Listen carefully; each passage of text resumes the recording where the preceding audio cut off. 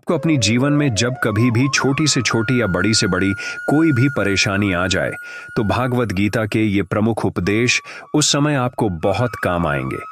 ये पवित्र विचार आपके लिए समझना और उसे अपने जीवन में अनुकरण करना बहुत ही आवश्यक है। और ये प्रमुख उपदेश 7वें से शुरू होकर पहले उपदेश पे समाप्त होंगे।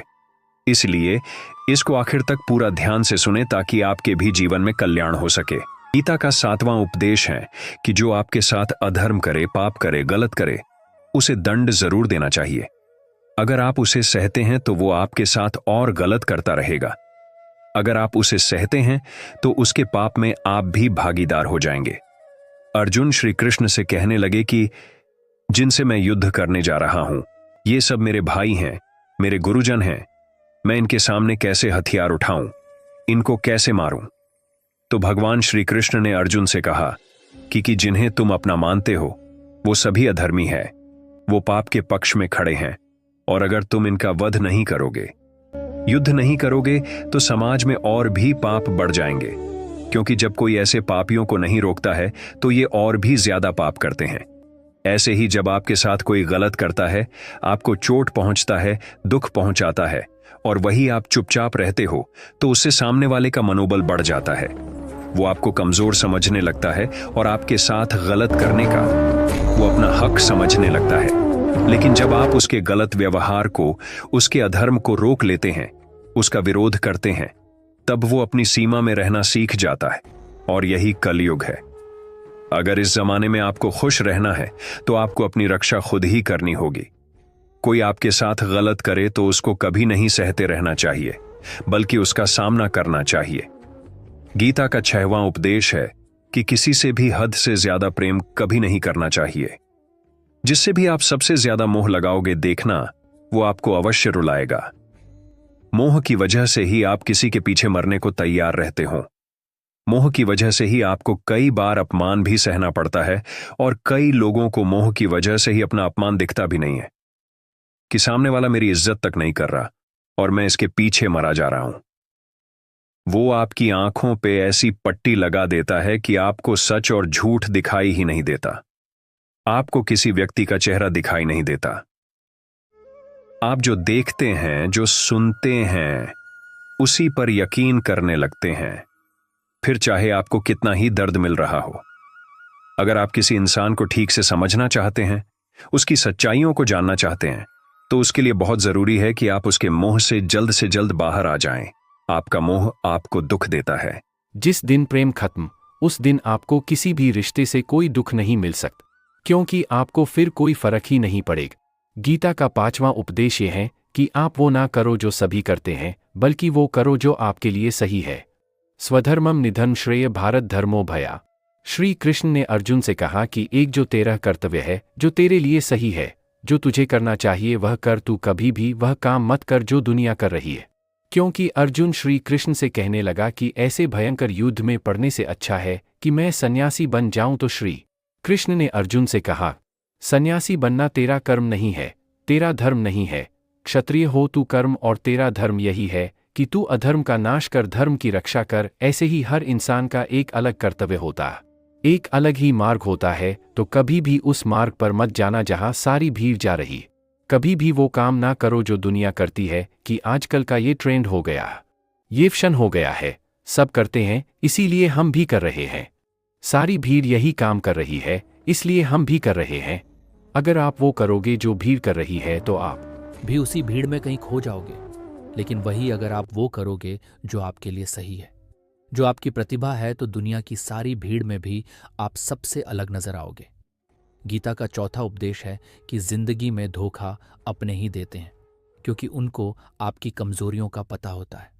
कोई और आपको धोखा नहीं दे सकता, क्योंकि उसको आपके बारे में पता ही नहीं है कि आपको चोट कहाँ पहुंचानी है। लेकिन जो आपका अपना है, आपका खास है, उसे बहुत गहराइयों से पता होता है कि इसकी कमजोरी क्या है। ऐसा क्या करें जिससे इसको दर्द पहुंचाया जा सके, जिससे इसको हम नीचा दिखा सकते हैं, इसको चोट पहुंचा सकते हैं। ये कलयुग है, इसमें बाहर वालों से नहीं, जो हमारे अपने हैं उनसे ही भी सावधान रहना होता है। महाभारत का युद्ध 2 अलग अलग राज्यों में नहीं हुआ था, बल्कि एक ही परिवार के भाइयों में हुआ था। सभी आपस में एक ही वंश के लोग थे। कितनी बार दुर्योधन ने झड़ देकर भीम को मारना चाहा। न जाने कितनी बार दुर्योधन ने पांडवों को जान से मारने की कोशिश की।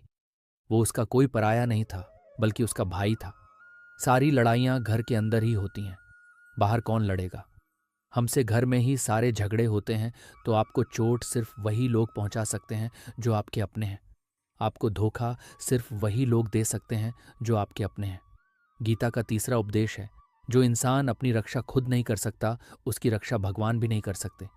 श्री कृष्ण अर्जुन से कहते हैं कि तस्मात् सर्वेषु कालेषु माम नुष्मर युद्ध च, यानी कि हे अर्जुन, तू हर काल में मेरा स्मरण करते रहना और युद्ध भी करते रहना। तो अर्जुन ने श्री कृष्ण से पूछा कि ये युद्ध तो कुछ ही दिनों में समाप्त हो जाएगा, लेकिन आप कह रहे हैं कि तू हमेशा मेरा स्मरण करते रहना और युद्ध करते रहना।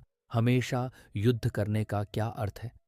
तो श्री कृष्ण ने अर्जुन से कहा कि ये जिंदगी ही रणभूमि है। इस जिंदगी में सुख दुख आते ही रहेंगे और तुझे उनका डट के मुकाबला करना है। श्री कृष्ण ने ये नहीं कहा कि तू चुप करके बैठ जाना और मैं लड़ाई करूंगा।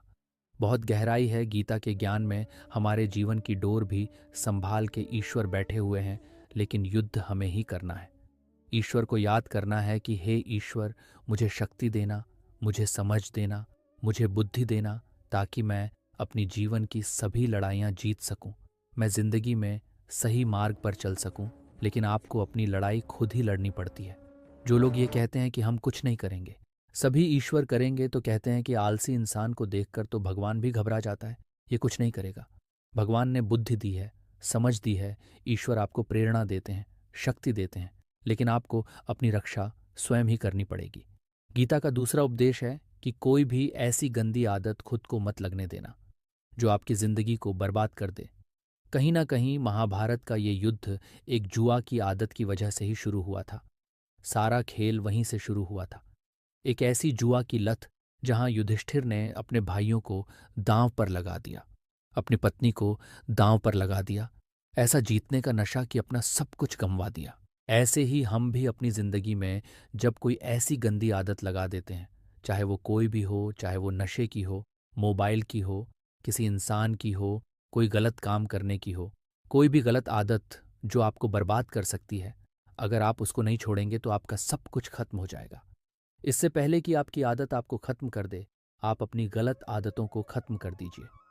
गीता का पहला उपदेश ये है कि आलसी इंसान कभी कुछ हासिल नहीं कर सकता। अधिकतर लोग सिर्फ योजनाएं ही बनाते रहते हैं कि मुझे बड़ा घर चाहिए, मुझे बड़ी गाड़ी चाहिए, मैं दुनिया घूमना चाहता हूँ, मुझे ये चाहिए वो चाहिए।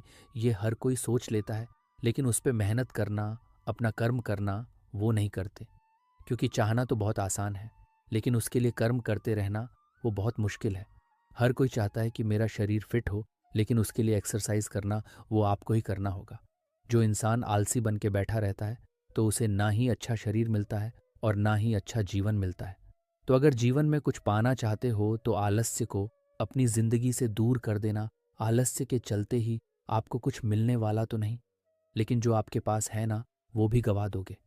जो भी व्यक्ति गीता के इन 10 उपदेशों को रोज सुनेगा, समझेगा, तो जिंदगी की कितनी भी मुश्किल से मुश्किल घड़ी क्यों ना आ जाए, उसे ऐसे मुश्किल वक्त में भी रास्ता अवश्य मिलेगा। दोस्तों, अगर आपने इस वीडियो से कुछ भी सीखा हो तो इस वीडियो को एक लाइक कर दीजिए और कमेंट में जय श्री राधे कृष्णा अवश्य लिखिए। और इस चैनल पर नए हैं तो चैनल को सब्सक्राइब करके नोटिफिकेशन बेल आइकॉन को ऑन एल पर सेलेक्ट कर लीजिए। धन्यवाद। जय श्री कृष्णा।